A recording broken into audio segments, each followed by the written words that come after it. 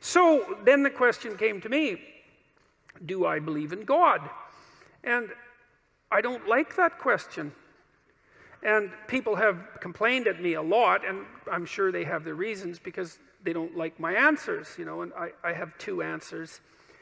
They've kind of become stock, which is not a good thing. But they're the best approximate. I can't figure out why I don't like the question exactly.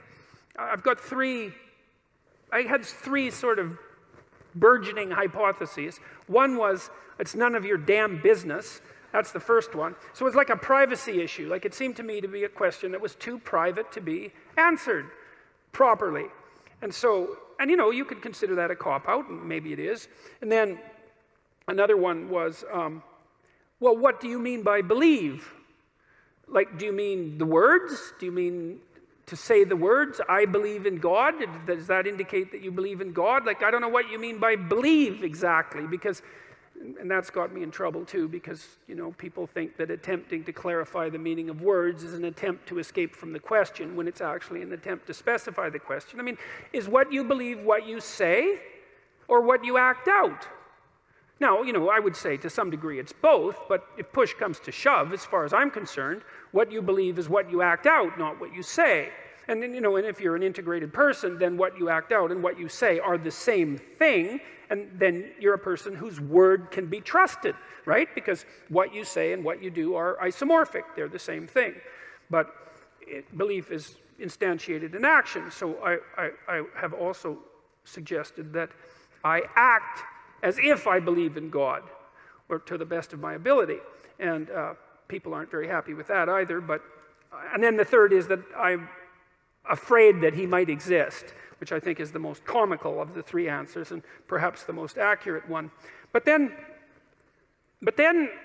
I was thinking about this today when I was thinking about what I might talk to you guys about, and I thought, well, let's go into this a little bit more. Let's say you do believe in God. Say, I believe in God. It's like, okay, well, that's hypothetically pretty impressive, I would say. It's like you believe that there's a divine power that oversees everything, that is fundamentally ethical, that's watching everything you do, and you believe that. And so what effect does that have on your behavior if you believe it? Does that mean that are you all in on your beliefs? Are you sacrificing everything to this transcendent entity that you proclaim belief in? Have you cleansed yourself of all your sin, let's say? Are you making all the sacrifices that you need to make? Like, have you taken the mote out of your eye? No? Or are you in the same situation, let's say, that the Catholic Church seems to be in right now?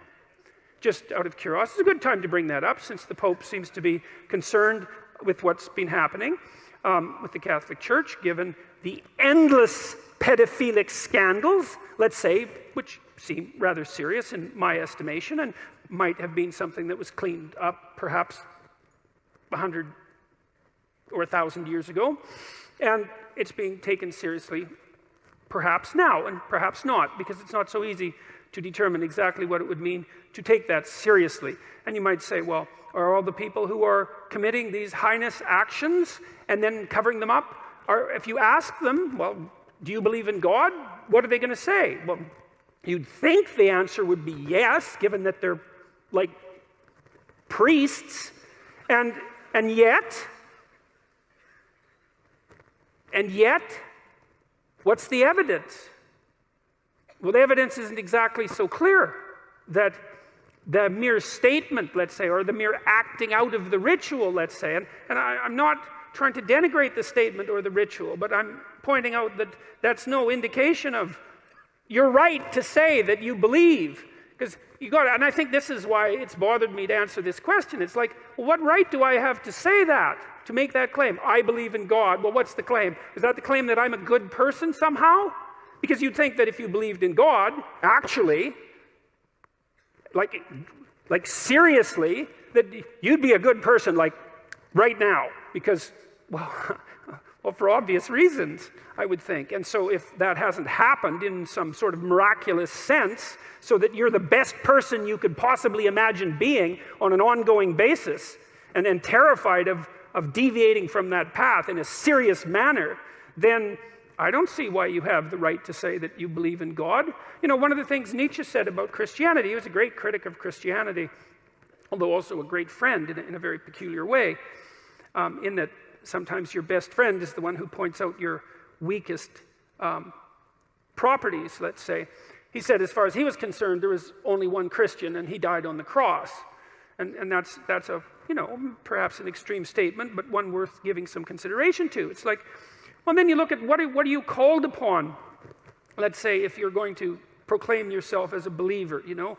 And I thought about this a lot as I've gone through the Old Testament. I did a bunch of lectures last year, and so what are you called upon? Well, you're called upon initially to act out the spark of divinity that's within you by confronting potential with the logos that's within you, which means to take the opportunities that are in front of you, the potential future, and to transform it into the present in the best possible way, using truth and courage and careful articulation as your guide. So that's the first thing you're called on to do. That's a major deal there. That's a tough one. And then the second is to make the proper sacrifices. That's the Cain and Abel story. It's like you want something, you genuinely want it, you want to set the world straight, then you let go of what's necessary and you pursue. You let go of what isn't necessary, no matter what it is, no matter what it is. And then you pursue what's necessary. And then maybe you sacrifice your children to God. That was the story.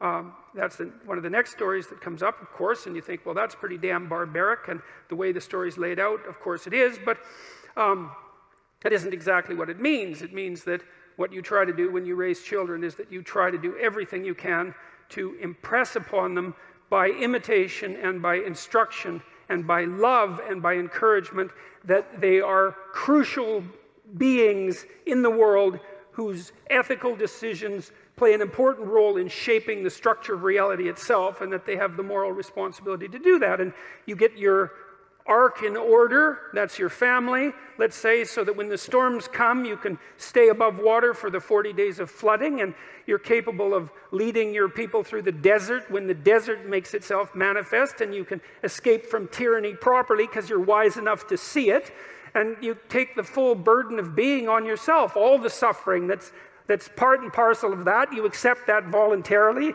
let's say, and you do everything you can to confront the malevolence that's part of you and that's part of the state and that's part of the world.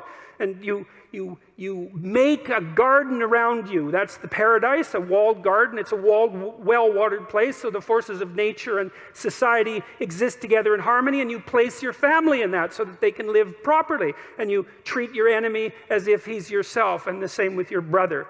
And, well, then you can say, then maybe you can say, maybe then you have the right to say that you believe in God.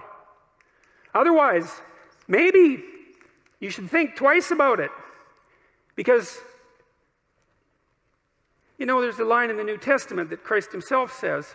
Two of them, I should read them too, because they're very relevant to this. I guess I could paraphrase them. A rich man comes up to Christ and says, good leader, good Lord. And he asks him a question about how it is that he should be a good person. And Christ says, don't call me good. There's no one that's good but God. And, you know, that's worth thinking about. I mean,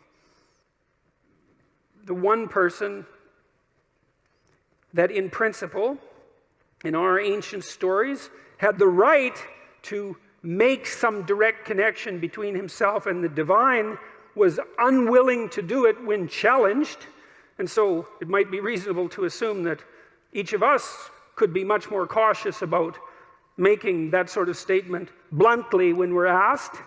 And then the other line is, not all those who say, Lord, Lord, will enter the kingdom of heaven. Got that about right?